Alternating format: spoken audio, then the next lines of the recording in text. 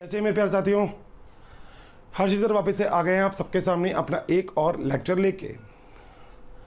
और बहुत सारी बात हो गई जीवाणु के बारे में, और आज लगभग हम जीवाणु वाले टॉपिक को ओवरऑल ख़त्म करते हैं। ठीक है भाई, सबसे बड़ी इम्पोर्टेंट चीज़ ये है कि इसकी अपनी उपयोगिता है। और इसकी उपयोगिता क्या है? इसकी उपयोगिता यह है कि अर्थ के ऊपर यानी कि पृथ्वी पर ऐसी कोई भी जगह नहीं है जहाँ पे ये अनुपस्थित नहीं हो, तो इसको पढ़ना बहुत ज़रूरी है। और हमने लगभग इसके सारे टॉपिक्स को बहुत ही अच्छे से क्लियर कर लिया। Got this? चलें आगे। ओके दोस्तों, अब हम बात करते हैं इसी टॉपिक में एक स्टेप और आगे। दोस्तों, कई बार आप लोगों ने एक नाम सुना होगा जिसका नाम होता है नील हरित शैवाल, या फिर हम बोलते हैं ब्लू ग्रीन एल्गी, इसके बारे में, जिसे हम बोलते हैं साइनोबैक्टीरिया। सो ये तीनों नाम ही एक है। ठीक है। सो दोस्तों, आज का जो हमारा टॉपिक है उस टॉपिक का नाम क्या है? साइनोबैक्टीरिया। ठीक है, या फिर इसको हम बोलते हैं नील हरित शैवाल।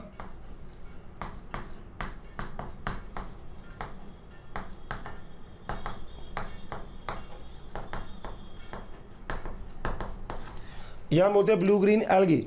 तो इसको एक नाम और लिख देते हैं, नील हरित शैवाल। दोस्तों, साइनोबैक्टीरिया के बारे में 2-3 चीज़ें बहुत ही ज़रूरी है जो आपको पता होनी चाहिए। शुरू में इसको शैवाल के अंदर रखा गया, शुरू में, मगर बाद में ऐसा देखा कि यह है प्रोकैरियोटिक और एक कोशिकीय। और जब ये चीज़ देखी गई कि ये प्रोकैरियोटिक और एक कोशिकीय है, तो इसे शैवाल में से निकाल कर जिस जगह पे रखा गया उसका नाम क्या था? बैक्टीरिया, मतलब जीवाणु। तो दोस्तों, ये क्या होता है? एक कोशिकीय,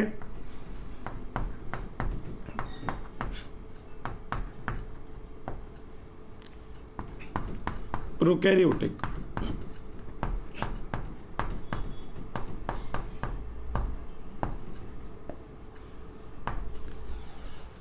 दोस्तों, एग्जैक्टली अगर देखा जाए तो नाम से हमें पता लग रहा है कि इसके अंदर जनरली हरा होगा ये। और हरा क्यों होता है? क्योंकि उसके अंदर प्रेजेंट होते हैं पर्णहरित। इसका मतलब पर्णहरित यहाँ पे उपस्थित होगा, इसलिए इसका कलर कैसा होता है? हरा। बात सही है। अब दोस्तों, अगर हम आगे चलते हैं तो हम लोगों को एक बात पता होनी चाहिए कि सबसे पहले इसका नामकरण किसने किया? इसका नामकरण किया ICBN नाम की एक संस्था ने। तो संस्था का नाम क्या है? ICBN।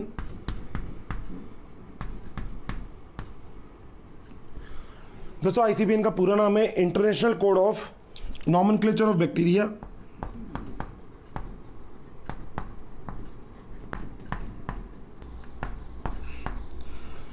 दोस्तों देखो, वैसे मैं आपको इस चीज़ को समझा देता हूँ कि आखिर ये चीज़ है क्या।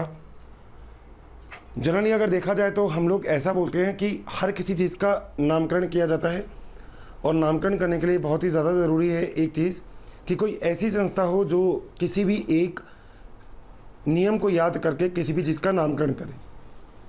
दोस्तों, ऐसा बिल्कुल नहीं होना चाहिए कि नामकरण तो हो गया मगर उसका कोई वजूद नहीं हो, यानी कि उसका एक लेवल होना चाहिए। तो एक ऐसी संस्था अगर इस तरीके का काम करे जिस संस्था के पास यह अधिकार हो और जिसके नॉलेज हो कि आखिर किसी भी चीज़ का नामकरण कैसे किया जाता है, तो दोस्तों उस संस्था का नाम क्या है? ICBN।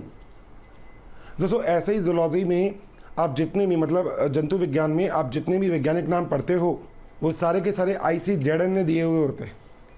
ऐसे ही वायरस के लिए भी आप बहुत सारे नाम अभी आगे आने वाले लेक्चर में पढ़ेंगे, तो वो सारे नाम जो भी हैं वो किसने दिए होंगे? वायरस के लिए।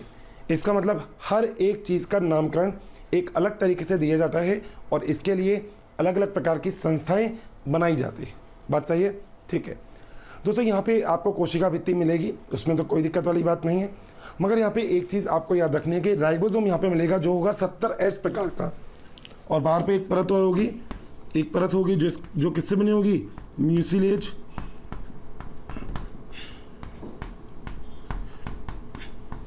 से निर्मित आवरण भी होगा दोस्तों। और अंदर की तरफ आपको क्या मिलेगी? कोशिका भित्ति। और दोस्तों, कोशिका भित्ति किससे बनी होगी? पेप्टाइडो ग्लाइकेन। यहाँ पे दोस्तों राइबोसोम भी उपस्थित होता है,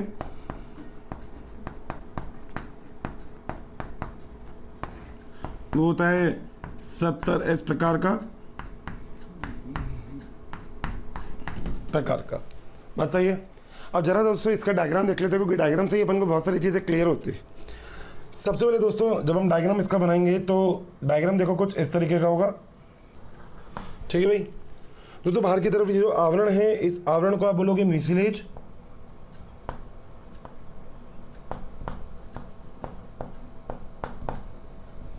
और ये कवच की भांति कार्य करता है। उसके बाद होती है बाहरी कोशिका भित्ति, फिर होगी आंतरिक कोशिका भित्ति। तो एक आपने बाहरी कोशिका भित्ति बना ली, इसके अंदर की तरफ ऐसे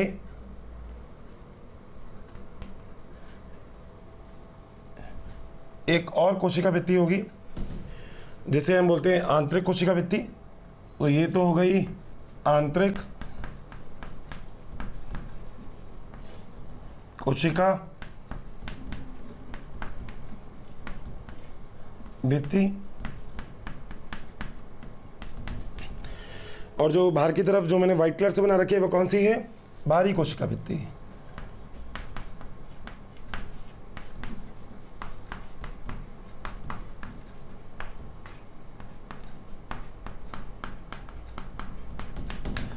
दोस्तों कोशिका भित्ति के बाद एक चीज मैंने आपको बोली थी जो हर जगह उपस्थित होगी, जो क्या है, बिल्कुल सही है, जो है कोशिका झिल्ली। तो यहाँ पे अंदर की तरफ आप लोग बना देंगे कोशिका झिल्ली।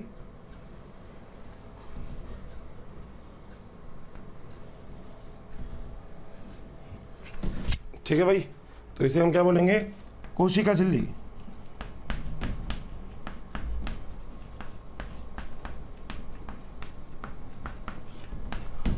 दोस्तों कोशिका झिल्ली का निर्माण होगा यू बैक्टीरिया की तरह, किससे, बिल्कुल लाइपोप्रोटीन से। तो कोशिका झिल्ली किसकी बनी होगी, लाइपोप्रोटीन।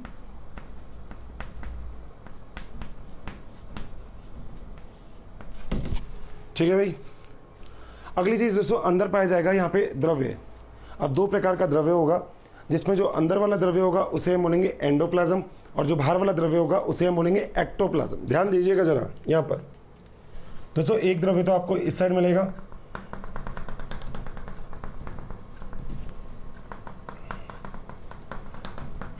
ये, और इसे हम बोलेंगे एक्टोप्लाज्म।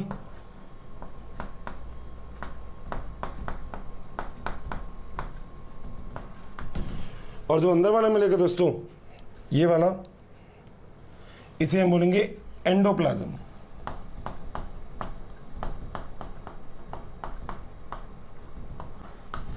दोस्तों आपके दिमाग में एक क्वेश्चन आ रहा होगा कि सर आपने इसको दो भागों में क्यों विभक्त किया, आपने एक को एक्टोप्लाज्म और एक को एंडोप्लाज्म क्यों बोला। दोस्तों एक्चुअली आप लोग ये चीज़ याद रख सकते हैं, जितने भी यहाँ पे आप कह सकते हैं कि थाइलोकॉइड उपस्थित होंगे, वो सारे के सारे आपके होंगे एक्टोप्लाज्म के अंदर, यानी कि बाहर की तरफ। इसका मतलब दोस्तों यहाँ पे उपस्थित है थाइलोकॉइड, ऐसे बना दीजिएगा।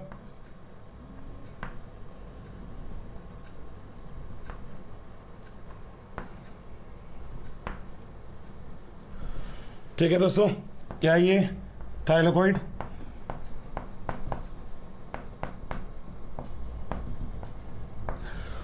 और दोस्तों क्योंकि इसका नाम है नीलहरी शैवाल, इसलिए इसके अंदर क्या हो गई, बिल्कुल सही, हरित लवक के वर्णक, यानी कि यहाँ पे आप लोग ग्रीन कलर से ऐसे दिखा सकते हैं।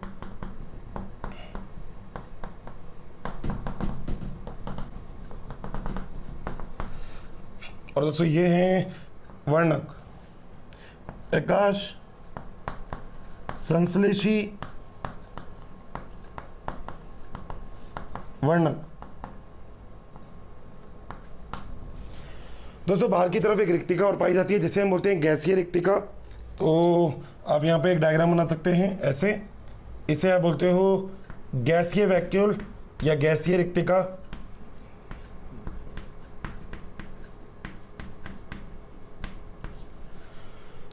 जो अंदर एंडोप्लाज्म है दोस्तों, इसके अंदर पाया जाएगा राइबोसोम और डीएनए। सो यहाँ पर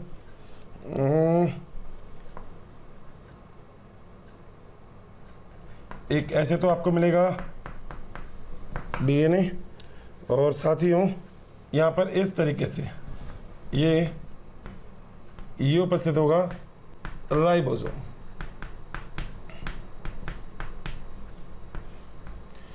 दोस्तों एक बार मैं आपको और बता देता हूँ, जो बाहर की तरफ द्रव्य होगा जिसको हम एक्टोप्लाज्म बोलते हैं, ये रंगीन होता है क्योंकि इसके अंदर कुछ वर्णक पाए जाते हैं, कलरफुल वर्णक। तो एक्टोप्लाज्म के अंदर याद रखिएगा वर्णक उपस्थित होते हैं।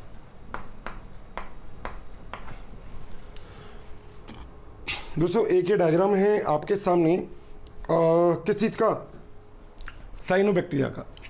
2-3 चीज़ें आपको और याद रखनी है। इसके अंदर फ्लैजेला यानी कि मैंने आपको बोला था कशाभिका अनुपस्थित होगी।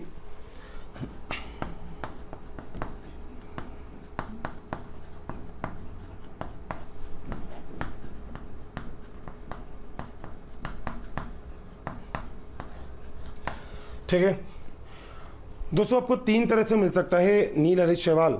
कैसे कैसे मिल सकता है? या तो ये मिल सकता है अकेला यानी कि सिंगल, ठीक है। तो नील हरित शैवाल या तो आपको मिल सकता है एक कोशिकीय,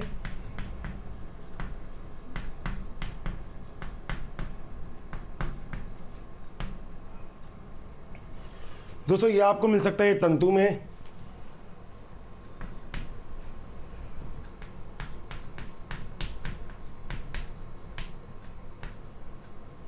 या मेरे प्यारे साथियों ये आपको मिल सकता है कैसा, निवही निवही। दोस्तों निवही का मतलब होता है कॉलोनी के रूप में।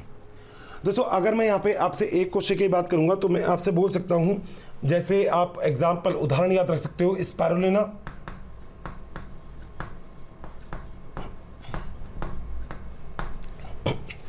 दोस्तों स्पाइरुलिना क्या चीज़ होती है, मैं आपको थोड़ा सा इसके बारे में नॉलेज और दे देता हूँ। एक्चुअली क्या होता है, इससे हम एकल कोशिका प्रोटीन यानी कि सिंगल सेल प्रोटीन बना सकते हैं स्पाइरुलिना से। थैंक यू स्टूडेंट, हमें इतना प्यार देने के लिए। डेली काफ़ी संख्या में स्टूडेंट हमारी वीडियोस को देख रहे हैं और उसका लाभ उठा रहे हैं। बच्चों आप सभी से मेरी ये रिक्वेस्ट है कि प्लीज़ नीचे दिए गए डिस्क्रिप्शन में दिए गए लिंक को प्रेस करिए और अपना एनरोलमेंट कराइए। बच्चों इसके साथ ही जिन बच्चों को यहाँ पर डाउट सेशन की भी ज़रूरत है, साथ ही मटेरियल्स की भी ज़रूरत है, वो सभी हमारे प्रीमियम कोर्सेज को भी रजिस्ट्रेशन करवा सकते हैं। क्या कार्य करता है दोस्तों, प्रोटीन का कई बार कुछ ऐसी जगह भी होती है, कंट्री भी होती है, या इंसान को भी कई बार हो सकता है खाने के द्वारा उतना प्रोटीन नहीं मिल पाता जितना उसको चाहिए। तो अगर उसको उतना प्रोटीन नहीं मिल पा रहा जितना उसको चाहिए, तो कहीं ना कहीं से वो अपने प्रोटीन की रिक्वायरमेंट को पूरा करेगा। और अगर उसको प्रोटीन की रिक्वायरमेंट पूरी करनी है तो दोस्तों एक कोशिका ऐसी है जिन कोशिकाओं से आप प्रोटीन की ऐसी मात्रा को बना सकते हो प्रयोगशाला में। और ऐसा एक एग्जाम्पल आप सभी के सामने जो उपस्थित है वो है स्पाइरुलिना। दोस्तों स्पाइरुलिना के द्वारा आप प्रयोगशाला में कई टन आप प्रोटीन बना सकते हो।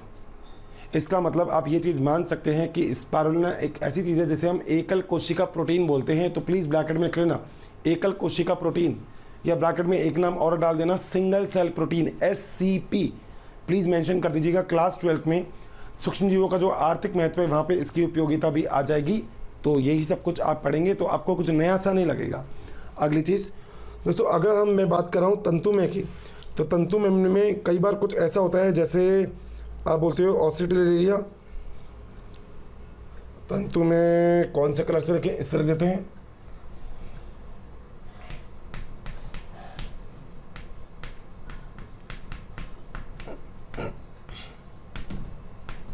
दोस्तों ऑसिटिलोरिया एक एग्जाम्पल है किस चीज़ का, तंतुमय का।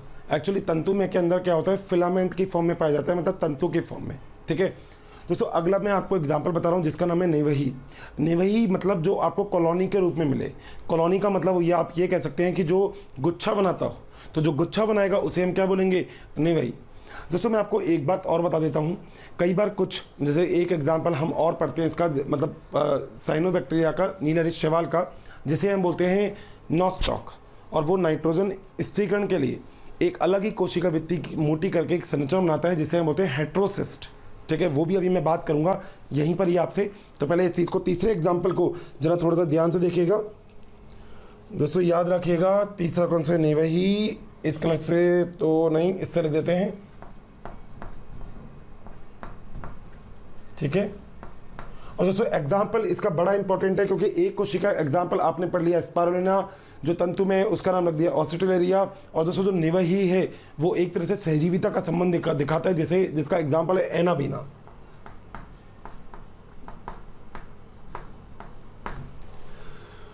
दोस्तों अब जो लास्ट चीज अपने पास यहाँ पे बच गई वो क्या, एक्चुअली क्या होता है, यहाँ पर जो भोजन होता है उसका संग्रहण अल्फा और बीटा ग्रेन्यूल्स की फॉर्म में किया जाता है। तो ये वाला पॉइंट मैं नीचे लिख देता हूँ। भोजन का संग्रहण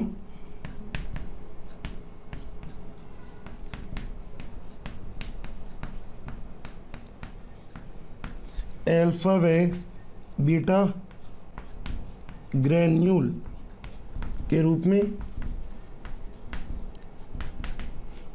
ठीक है। और अगली चीज़ मैं आपको एक एग्जांपल और बता रहा था जिसका नाम था नॉस्टॉक। तो दोस्तों कोने में उसका डायग्राम बना देता हूं मैं। दोस्तों नॉस्टॉक कुछ इस प्रकार का होता है संरचना, मगर दोस्तों उसमें एक संरचना ऐसी होती है जहां पे कोशिका भित्ति मोटी हो जाती है। तो ये जो मैं बना रहा हूं ये आप लोग मार्क कर लीजिएगा, मोटी कोशिका भित्ति। और इसे ही दोस्तों क्या बोला जाता है, हेट्रोसिस्ट।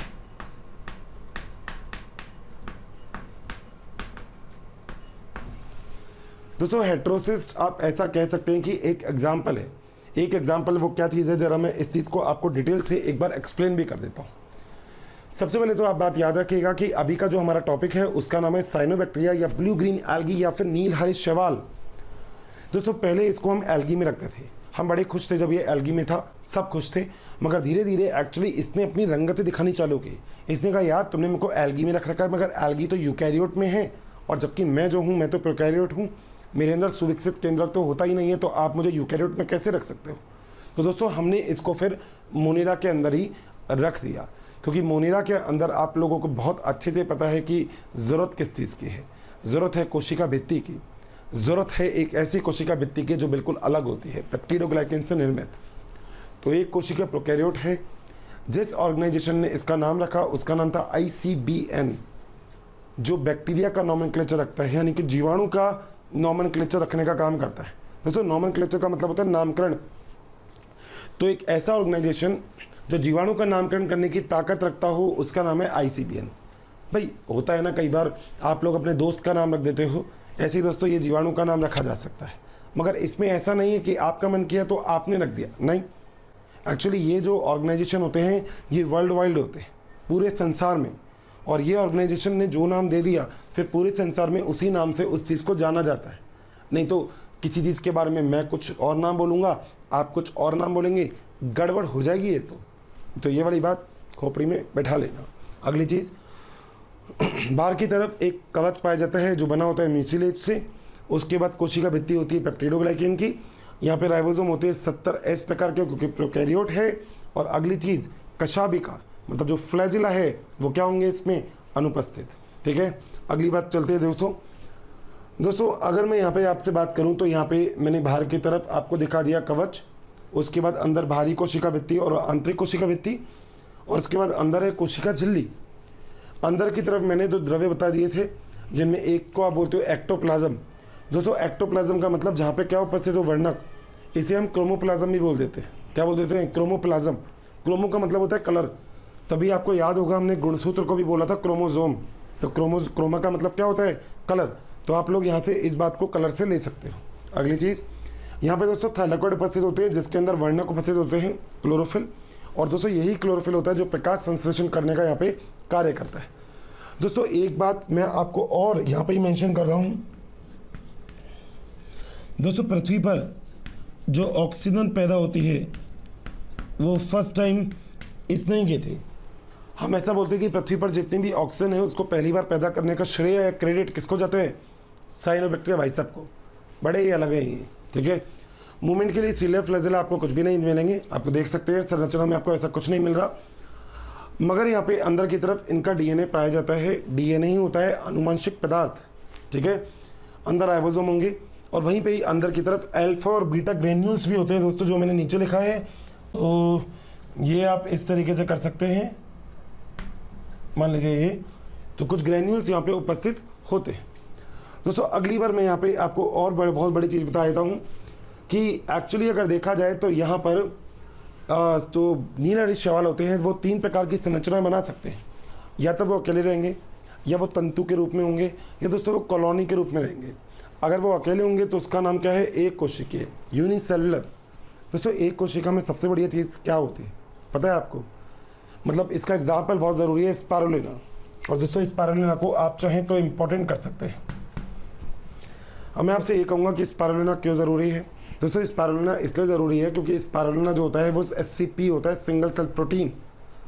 दोस्तों SCP बनाया जाता है, एक कोशिकीय प्रोटीन बनाया जाता है।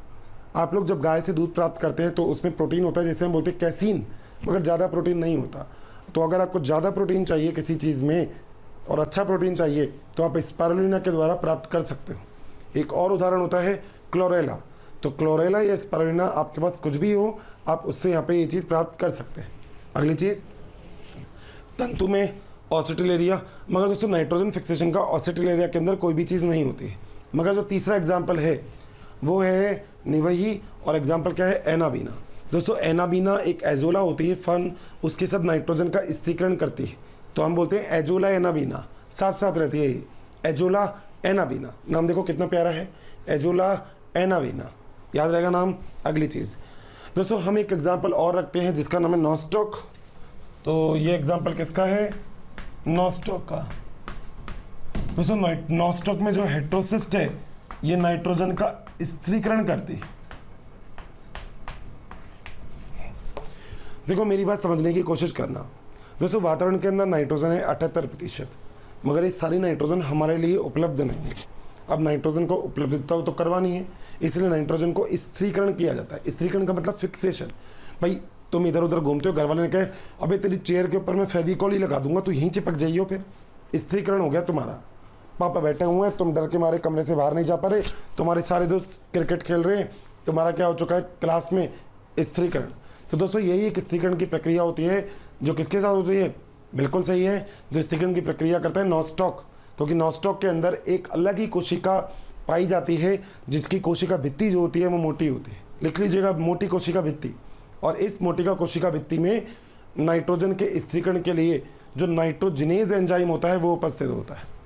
मैं आपसे हमेशा से एक बात कहता हूँ, मतलब मेरे वाले लेक्चर में सबसे बड़ी खास बात जो आप लोगों को लग सकती है वो ये कि मैं बहुत सारी चीज़ें आपको बोलता हूँ।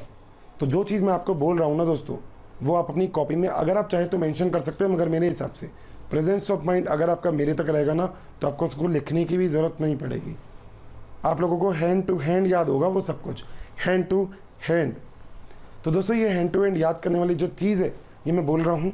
और वो क्या चीज़ है, मैं आपसे ये कह रहा हूँ कि नाइट्रोजन स्थिरीकरण करना बहुत ज़रूरी होता है, और जिसके लिए एक एंजाइम होता है, एंजाइम का नाम है नाइट्रोजिनेज। यही जो नाइट्रोजिनेज एंजाइम है ये नॉस्टॉक में, जो साइनोबैक्टीरिया का उदाहरण है, इस नॉस्टॉक में एक कोशिका के अंदर रहता है। उस कोशिका की कोशिका भित्ति मोटी होती है और उस कोशिका को हम बोलते हैं हेट्रोसिस्ट, जहाँ पे नाइट्रोजन का स्थिरीकरण आसानी से किया जा सकता है। कितना आसान है देखो, बिल्कुल ईजी है। तो यहाँ तक जो पूरी बात है वो हमने बात की किसके बारे में, साइनोबैक्टीरिया या फिर ब्लू ग्रीन एल्गी। नील मतलब ब्लू, ग्रीन मतलब हरा, एल्गी मतलब शैवाल। तो इसको शैवाल, मगर अब इसको किस में रखा जाता है, मोनेरा में, क्योंकि यह है एक कोशिकीय प्रोकैरियोटिक। तो मज़ा ही अलग है इसके साथ। तो ठीक है, नोट करो। आगे एक दो को और पकड़ के लाता हूँ फटाफट से, भाग नहीं जाए वो, मैं पकड़ के लाता हूँ। आप फटाफट से इसको पकड़ लो अपने मोबाइल में और अपनी खोपड़ी में। आ गए वापस से एक और नई चीज़ लेके, मगर नई चीज़ पढ़ाने से पहले मैं आपको ज़रा थोड़ी सी जनरल नॉलेज और दे देता हूँ। दोस्तों कई बार बच्चे पूछते हैं कि सर आखिर ये जो साइनोबैक्टीरिया वगैरह हम लोग पढ़ते हैं, क्या इसका कोई रोल हो सकता है क्या? दोस्तों रोल देखा जाए तो हो सकता है। बच्चों काफ़ी संख्या में डेली हमें बहुत सारे कमेंट्स आ रहे हैं कि वी प्लीज़ इस टॉपिक पे वीडियो बनाएं, इस सब्जेक्ट पे वीडियो बनाएं। तो आप सभी से मेरी रिक्वेस्ट है कि प्लीज़ हमारे यूट्यूब चैनल को सब्सक्राइब करें और उसमें दिए गए बेल आइकन को प्रेस करें ताकि टाइम टू टाइम आपको नोटिफिकेशन मिलता रहे। बच्चों हम ऐसा इसलिए कह रहे हैं कि बहुत सारे बच्चे उसी टॉपिक की रिक्वेस्ट करते हैं जो ऑलरेडी हमारे चैनल्स पे दिए हुए हैं। तो आप सभी से रिक्वेस्ट है कि आप सभी जो है उस चैनल पे जा कर के उन सारे वीडियोस का लाभ ज़रूर उठाएं। कैसे हो सकता है? मैंने आपको अभी एक एग्जाम्पल दिया था, जो मैंने एग्जाम्पल दिया था अगर आपको याद हो तो स्पारुलिना का। मैंने बोला था एकल कोशिका प्रोटीन मर्ज से बनाया जाता है और बड़ी ज़्यादा अमाउंट में इससे आप प्रोटीन बनाते हो। और उस प्रोटीन से करते क्या हो भाई उस प्रोटीन से सबसे बड़ा काम आप लोगों को जो करना है वो एक है, और वो काम क्या कि ये प्रोटीन आप लोग अपने स्वास्थ्य के लिए या अपने शरीर में प्रोटीन की कमी को पूरा करने के लिए उपयोग में ले लेते हो। दोस्तों एक्चुअली इस पृथ्वी पर बहुत सारी विकसित देश हैं और वो देश जब किसी दूसरे अविकसित या बहुत ही गरीब देश को अगर कोई भी चीज़ या प्रोटीन भुखमरी से बचने के लिए पहुंचाते हैं तो वो अपनी भैंस थोड़ी भेजेंगे वहाँ पे, नहीं ना। अपनी गाय भैंस को, यानी गाय भैंस भेड़ बकरी, जो भेड़ बकरी होती है, इनको बैठा दिया उसमें प्लेन में और छोड़ दिया वहाँ पे, क्या फ़ायदा है? क्योंकि जो गाय भैंस आप बांध के यहाँ से भेजोगे उनको खाने को तो वहाँ पे कुछ है ही नहीं, क्योंकि वहाँ पे तो भुखमरी है। इसलिए सबसे बढ़िया तरीका है कि आप उसको नील हरित शैवाल दे दो। दूसरी चीज़ दोस्तों, नॉस्टॉक का बहुत अच्छा उपयोग है। अगर आपको लगता है कि आपकी जो मृदा है उस मृदा के अंदर नाइट्रोजन की कमी है तो दोस्तों नॉस्टॉक बहुत बढ़िया चीज़ है, आप इसको उर्वरक की तरह काम में ले सकते हो। क्योंकि नाइट्रोजन तो मैंने आपको बताया भी था, मैंने आपको जीवाणु के टाइम पे बताया था, जब मैं पढ़ा रहा था वही पढ़ा रहा हूँ अभी भी। मगर जीवाणु के टाइम पे मैंने आपको एक चीज़ बताई थी कि हम नॉस्टॉक का मतलब हम जीवाणुओं का नाइट्रोजन स्थिरीकरण के लिए प्रयोग में लेते हैं, मटर, सेम, लेग्यूमिनेसी कुल के पादपों के लिए। याद आई? बिल्कुल, इधर उधर से नहीं उठा रहा मैंने बोला था इधर उधर कोई चीज़ पड़ी रहेगी तो ढूंढने में लगेगा समय, मगर खोपड़ी में कोई चीज़ पड़ी रहेगी तो ढूंढने में नहीं लगेगा बिल्कुल भी समय। समय का मतलब होता है टाइम, बहुत ही ज़रूरी चीज़। तो आप सबके सब यहाँ पे ये वाली बात बहुत ही अच्छे से समझ चुके कि आखिर ये सब चीज़ें होती कैसे हैं। मेरे हिसाब से अच्छे से बात क्लियर हो गई होगी। अब दोस्तों, अब यहाँ पे हम जरा थोड़ा सा और आगे चलें तो हमारे सामने 2-3 चीज़ें और आती हैं। अब 2-3 चीज़ें क्या आती हैं भाई? कई बार ऐसा होता है कि इन शैवालों के द्वारा, जैसे मैंने ऑसिटल एरिया का एग्जाम्पल बताया, इसके द्वारा कई बार प्रॉब्लम भी हो जाती है। जैसे एक चीज़ होती है एल्गल ब्लूम। एल्गल ब्लूम का मतलब एक बहुत मोटी चादर चढ़ जाती है पानी के ऊपर, और वो चादर क्या काम करेगी भाई? काम वाम का तो पता नहीं, मगर मृदा के अंदर यानी कि पानी के अंदर जितनी भी ऑक्सीजन है वो सारी ऑक्सीजन वहाँ से ले लेगी, और जब वहाँ पे ऑक्सीजन बचेगी ही नहीं तो दोस्तों दिक्कत ही दिक्कत है। तो कई बार ऐसा भी होता है कि जो पेड़ पौधे होते हैं वो मर भी जाते हैं इनकी वजह से। बहुत सारे सूक्ष्म जीव, बहुत सारे जीव जो जल के अंदर रहते हैं वो ऑक्सीजन की कमी की वजह से मर भी सकते हैं। चलिए, तो ये तो बात हो गई अपनी साइनोबैक्टीरिया के बारे में। अब दोस्तों, हम जो टॉपिक आज स्टार्ट करेंगे अब इस लेक्चर में, उसका नाम है माइकोप्लाज्मा, या उसे बोलते हैं ब्लू ग्रीन एल्गी। सॉरी, उसे हम बोलते हैं माइकोप्लाज्मा, या उसे बोलते हैं PPLO। दोस्तों, माइकोप्लाज्मा को हम PPLO बोलते हैं। PPLO का पूरा नाम है प्लूरोन्यूमोनिया लाइक ऑर्गेनिज्म। एक्चुअली पहले माइकोप्लाज्मा जब मतलब मवेशियों में कुछ रोग देखे गए थे, और जब देखा गया कि उन रोगों का कारण क्या है तो दोस्तों उसे बोला गया कि ये तो यार और कुछ नहीं, ये तो PPLO है, प्लूरोन्यूमोनिया लाइक ऑर्गेनिज्म, जिसको बाद में जाके हम लोगों ने माइकोप्लाज्मा नेम बोल दिया। दोस्तों, एग्जाम पॉइंट ऑफ व्यू से 2 चीज़ें आप लोग याद रखिएगा। अगर आपसे पूछा जाए सबसे छोटी कोशिका कौन सी होती है भित्ति रहित, जिससे भित्ति नहीं होगी, तो आंसर है आपका माइकोप्लाज्मा या PPLO। मगर आपसे पूछा जाए सबसे छोटी कोशिका कौन सी है भित्ति युक्त, तो दोस्तों आंसर आपका क्या हो जाएगा? जीवाणु की कोशिका। बिल्कुल सही है, एक कोशिका है दोनों, बात सही है। अब हम बात करते हैं जरा माइकोप्लाज्मा के बारे में। एक कोशिका होता है, प्रोकैरियोट होता है, और 3 स्तरीय इस पे कोशिका झिल्ली उपस्थित होती है। 3 स्तरीय, ठीक है, बहुत ही अलग चीज़ है। बहुत सारे रोग मनुष्य के अंदर इसमें देखे जाते हैं। जैसे मनुष्य के अंदर कई बार बंध्यता हो जाती है। बंध्यता का मतलब समझते हो? मतलब कई बार ऐसा हो जाता है नर और मादा आगे जनन करने में सक्षम नहीं होती, तो ऐसी स्थिति भी कर सकती है। और यूरिन के बहुत सारे रोग हो जाते हैं। यूरिन जानते हो ना, मूत्र संबंधी विकार जो होते हैं वो भी इसके द्वारा ही उत्पन्न होते हैं। चलिए बात करते रहेंगे इसके बारे में। पहले लिखते हैं माइकोप्लाज्मा या फिर PPLO। तो दोस्तों आंसर में माइकोप्लाज्मा, बस सही है। सबसे पहले तो इसका डायग्राम बनाएंगे बहुत अच्छा सा। डायग्राम के लिए सबसे पहले एक बहुत ही आप लोग राउंड सा सर्कल खींचे तो अच्छा रहेगा। बाकी मैं ज़रा देखो थोड़ा सा कोशिश करता हूँ कि कुछ हद तक राउंड हो जाए। ये लो, ठीक है भाई, बिल्कुल सही है। बिल्कुल गोल नहीं बनाना था मुझे, तो इसलिए मैंने कुछ इस प्रकार से संरचना का निर्माण कर लिया। तो आप लोग भी कुछ इस प्रकार से संरचना बना सकते हैं। देखिए, ठीक है भाई, आसानी से बन जाएगी, कोई दिक्कत नहीं है। अगली बार एक इसके अंदर एक परत और लगा दीजिएगा।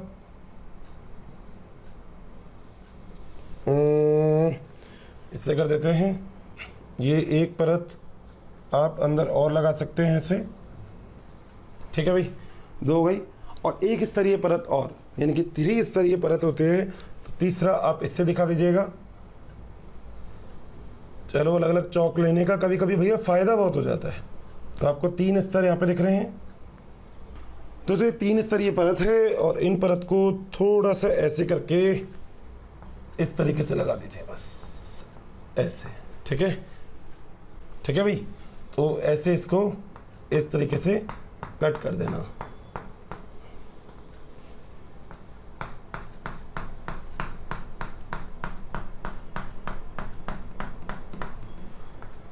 सब कर लेंगे ना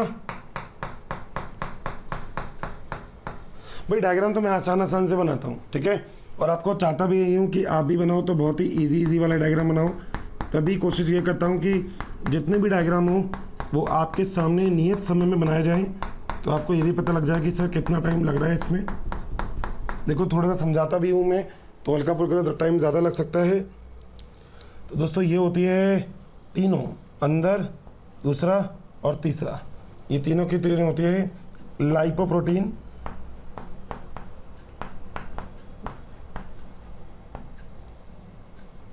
झिल्ली। और कितने स्तरीय होती है? 3 स्तरीय, यानी कि 3 लेयर, 3 परत।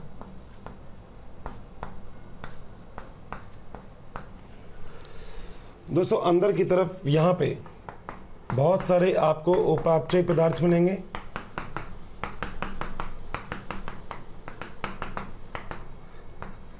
ये उपापचय पदार्थ। अंदर मेरे प्यारे साथियों, आपको एक चीज़ और मिल सकती है, जैसे हम बोलते हैं आरएनए। कुछ ऐसे घुलनशील आरएनए आपको मिल सकते हैं। तो दोस्तों, ये हो गया आरएनए। यहाँ पे राइबोसोम भी पाया जाएगा 70 इस प्रकार का। तो अंदर आप एक चीज़ और बना लीजिएगा ऐसे। और ये क्या है? राइबोसोम। इसको थोड़ा सा कलरफुल कर देते हैं।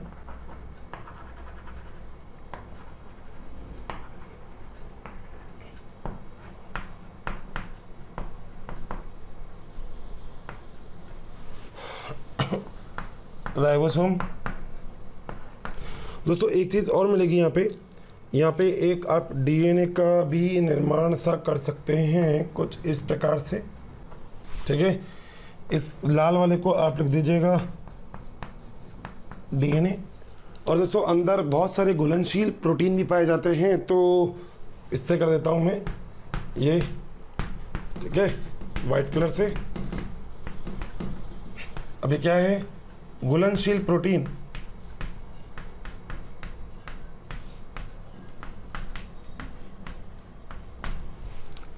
ठीक है भाई, कोई दिक्कत किसी को? डायग्राम सबका पूरा हो गया ना? बहुत ही बढ़िया। अब क्या क्या चीज़ है? सबसे पहली बात तो डीएनए उपस्थित होता दिख रहा है आपको, कोशिका भित्ति अनुपस्थित होती है। सबसे छोटी अगर कोशिका आपको भित्ति रहित पूछी जाए तो यही है। तो पहला पॉइंट, भित्ति रहित।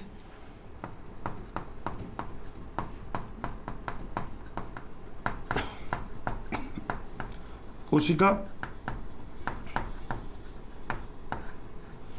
क्या बोलते हैं दोस्तों आप इसको? माइकोप्लाज्मा या फिर पीपीएलओ। पूरा नाम प्लूरो निमोनिया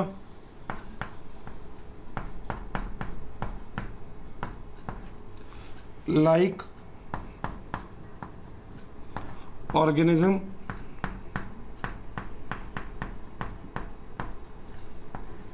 ठीक है, ढूंढा कहाँ से गया था ये दोस्तों? मवेशियों के अंदर एक रोग इसके थ्रू मिला था। तो सर्वप्रथम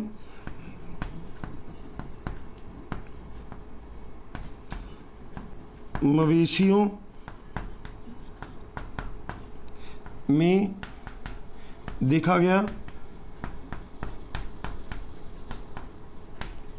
ठीक है दोस्तों, एक कोशिकीय होता है आपको पता है, और प्रोकैरियोट होता है। सो अगला पॉइंट, एक कोशिकीय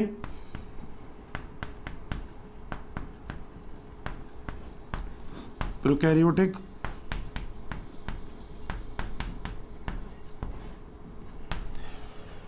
दोस्तों एक चीज़ मैं आपको और लिखवा देता हूँ बहुत ही इंपॉर्टेंट, जो भी प्रतिजैविक होंगे उसके लिए ये प्रतिरोधकता दिखाएगा। ये मैं पॉइंट आपको समझाता हूँ। प्रतिजैविक के लिए प्रतिरोधकता और एकल डीएनए,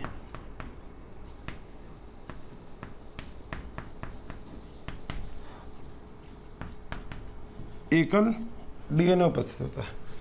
अब मैं एक चीज़ लिखवाइए, प्रतिजैविक आखिर क्या चीज़ होती है। दोस्तों दो चीज़ होती है, एक होता है प्रतिरक्षी, एक होती है प्रतिजैविक। प्रतिरक्षी का मतलब क्या होता है, जो आपका शरीर बनाता है, एंटीबॉडी। जैसे बाहर से कोई भी अगर प्रतिजन आया, कोई भी जीवाणु आया, तो आपका शरीर उसके लिए डिफेंस मैकेनिज्म तैयार रखेगा, कह रहा भैया अंदर आते को मैं देखता हूँ, प्रतिरक्षी। और एक होता है प्रतिजैविक। दोस्तों प्रतिजैविक की डेफिनेशन याद रखिएगा, जो किसी एक जीव से निकले और किसी दूसरे जीव को मार दे।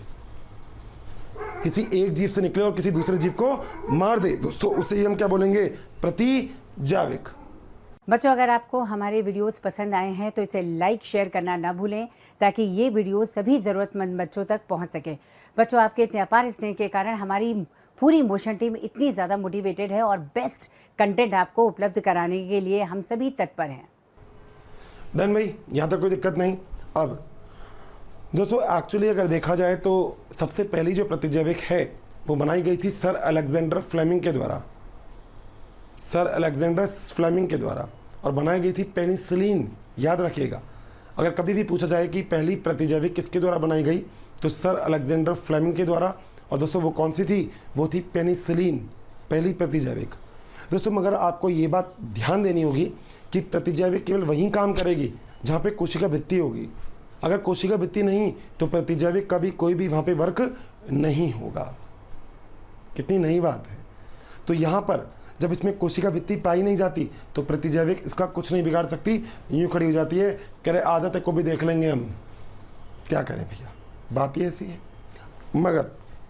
मगर दोस्तों बात यह है कि यहाँ पर इसके अंदर क्योंकि कोशिका भित्ति नहीं है, इसलिए बहुरूपता दिखाती है, इसलिए इसे हम पादप जगत का जोकर भी कहते हैं। क्या कहते हैं इसे, पादप जगत का joker, joker of plant kingdom. बहुरूपता दिखाता है, आज ऐसा कल ऐसा, कल फिर ऐसा, फिर ऐसा, कैसा भी हो सकता है ये। तो बहुरूपता क्यों दिखाता है, क्योंकि इसके अंदर कोशिका भित्ति नहीं है। कोशिका भित्ति नहीं है तो ये बहुरूपता दिखाएगा, और अगर ये बहुरूपता दिखा रहा है तो हमने इसे को क्या बोल दिया, पादप जगत का जोकर। दोस्तों इसके अंदर मीजोजोम, फ्लैजिला सब अनुपस्थित होंगे जो प्रोकैरियोट में पाए जाते हैं, यानी कि मीसोसोम और कशाभिका,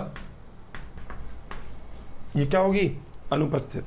बात सही है, बात क्लियर है ना, कोई दिक्कत तो नहीं आ रही ना, बस एक एक पॉइंट को क्लियर रखना बस। अगली बात दोस्तों, अगली चीज़ पता क्या है कि अगर मैं आपसे इसकी बात करूं तो मैंने आपसे बोला था मनुष्य के अंदर ही बहुत प्रकार के रोग करता है। मूत्र संबंधी रोग मनुष्य के अंदर जो होता है वो इसके द्वारा ही होता है। मतलब एक ये भी सिंबल है कि मनुष्य के अंदर मूत्र संबंधी रोग जो होते हैं वो इसके द्वारा होता है। कई बार दोस्तों ऐसा भी देखा गया है कि जो प्रेग्नेंट लेडी होती है उनका बच्चा भी इससे मिसकैरेज हो जाता है, मतलब गिर जाता है। इसका संक्रमण इतना खतरनाक है। तो रोग तो जनक तो है ही है, आपके लिए कोई यूज़ नहीं है इसका, मगर ये है रोगजनक। तो दोस्तों ये रोगजनक की बातें भी कार्य कर सकता है, मगर इसके ऊपर कोई भी प्रतिजैविक काम नहीं करेगी। भाई कई बार होता है जब आपको थोड़ा सा थ्रोट इन्फेक्शन होता है तो डॉक्टर के पास जाते हो, डॉक्टर आपको एजिथ्रोमाइसिन दे देता है। देखना आप कभी, एजिथ्रोमाइसिन क्या है, प्रतिजैविक। एक जीव से निकली दूसरे जीव को मार देगी, प्रतिजैविक है।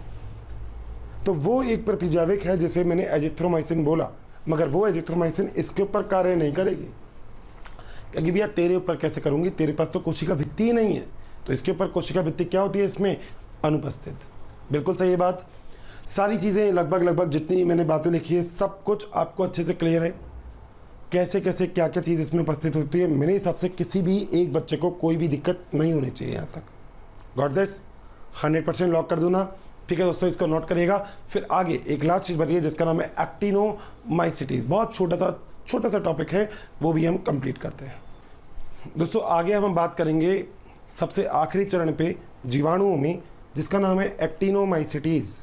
सो अब हम बात करेंगे किसके बारे में, एक्टिनोमाइसिटीज़।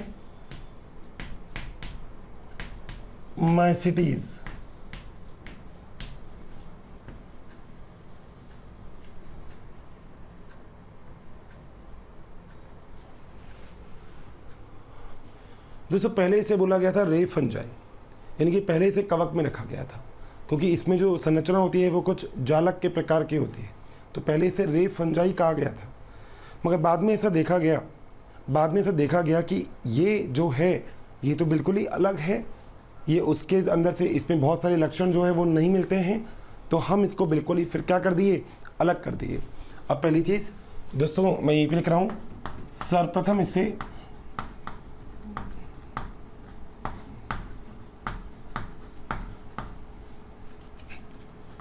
कवक में रखा गया, व इसे रे फंजाई कहा गया, क्योंकि इसमें जो संरचना होती है ना वो इसकी मिलती है जालक के समान। ठीक है, तो हम लोग बोल सकते हैं इसकी संरचना जालक के समान होती है, संरचना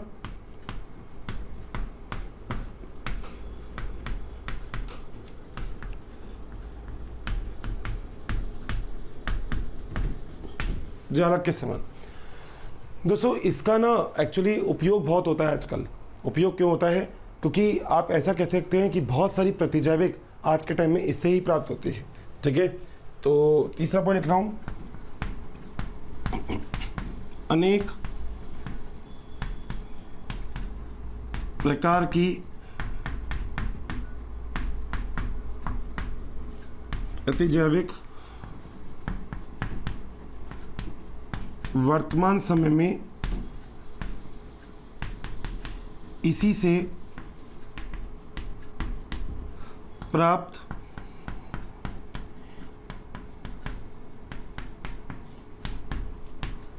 की जाती है। अगर देखा जाए कि अगर आपको ऐसी कौन सी जगह है जहाँ पे आपको आसानी से मिल सकते हैं, तो दोस्तों वो जगह है मृदा। तो आप बोल सकते हैं मृदा में आसानी से पाए जाते हैं, मृदा में अधिकतम मिलते हैं,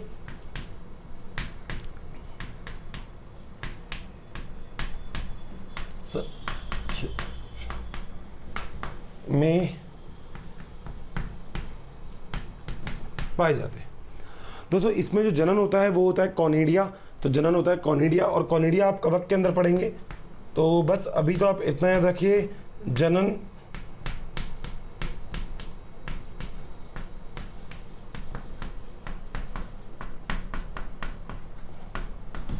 कॉनिडिया द्वारा होता है। बात सही है दोस्तों। लगभग ये कुछ इंपॉर्टेंट पॉइंट है जो आपको याद रखने हैं। ठीक है, आप सुनिएगा। एक्चुअली देखा जाए तो मैंने आपको इस पूरे के पूरे अभी तक के लेक्चर्स में जो बात डिस्कस की है वो चीज़ें क्या है, थोड़ी देर के लिए कॉपी पेन साइड में, और मेरी बात ध्यान से सुनिएगा। हम लोगों ने इस चैप्टर की शुरुआत की थी ये चीज़ देखते हुए कि आखिर प्रकृति पर इतनी सारी चीज़ें जब उपस्थित होती है तो हम लोगों को वर्गीकरण करना बहुत ज़रूरी है। अगर हम किसी भी चीज़ का वर्गीकरण कर देंगे तो चीज़ें हमको आसानी से मिल जाएगी, और अगर हमको कोई भी चीज़ आसानी से मिल गई तो फिर कहीं ना कहीं हमें ढूंढने में जो समय लगता है वो नहीं लगेगा। ये वर्गीकरण की पहली ज़रूरत थी। 2 जगत वर्गीकरण किया गया, फिर 3 जगत, फिर 4 जगत, फिर 5 जगत, फिर 6 जगत। अब हमने यहाँ पे 6 जगत वाला भी पूरी बात क्लियर कर ली, क्योंकि मैंने आपको बोला था मोनेरा को ही आगे 2 भागों में बांटा गया था। Got this? क्लियर है नहीं बात? तो ठीक है। अगली मैं आपसे एक बात और बोल चुका हूँ, और वो ये चीज़ कि हमने सबसे पहले पढ़ा मोनेरा, जिसमें हम ज़्यादातर जो स्टडी करते हैं वो करते हैं बैक्टीरिया को, जीवाणु को। जीवाणु की संरचना देखी हमने, जीवाणु कौन कौन से आकार का मिल सकता है वो देखा हमने। कोकाई याद है, बैसिलस याद है ना? बिल्कुल सही है। ये सभी चीज़ें दोस्तों, ये सभी चीज़ें पढ़ने के बाद हम लोगों ने ये बात बहुत ही आसानी से देख ली कि आखिर जीवाणु की संरचना कैसी होती है। संरचना के बाद हमने उसका स्तर देखा, ग्लाइकोकैलेक्स याद आ रहा होगा, कैप्सूल और स्लाइम लेयर याद आ गया ना? बिल्कुल। अंदर हमने बहुत ही ज़रूरी चीज़ पढ़ी जिसे हम बोलते हैं प्लाज्मिड। 5 प्रकार के प्लाज्मिड पढ़े, F plasmid, R plasmid, col plasmid, degradative plasmid और वायरुलेंस प्लाज्मिड पढ़ लिए थे। ये पूरा का पूरा चैप्टर अगर देखा जाए, फिर उसके बाद हमने पढ़ा जनन कि आखिर जनन कितने प्रकार से होता है। तो देखा जाए तो ये पूरा का पूरा चैप्टर दोस्तों बहुत ही अच्छे से हम लोगों ने इसको रिवाइज कर लिया, बहुत ही बढ़िया तरीके से। और फाइनली हम लोगों ने माइकोप्लाज्मा देखा, एक्टिनोमाइसिटीज देखी, और ब्लू ग्रीन एल्गी को भी देखा। दोस्तों पता है, मैं आपसे इस लेक्चर के एंड में लगभग एक बात तो बोलना ही चाहूँगा। और वो एक बात ये है कि इस पूरी की पूरी चीज़ों को जब आप पढ़ेंगे तब आप ये वाली बात याद रखिएगा कि आखिर इनकी इम्पोर्टेंस क्या है, क्योंकि हम लोग आज के टाइम में बहुत ज़्यादा यूज़ करते हैं इन सब चीज़ों को।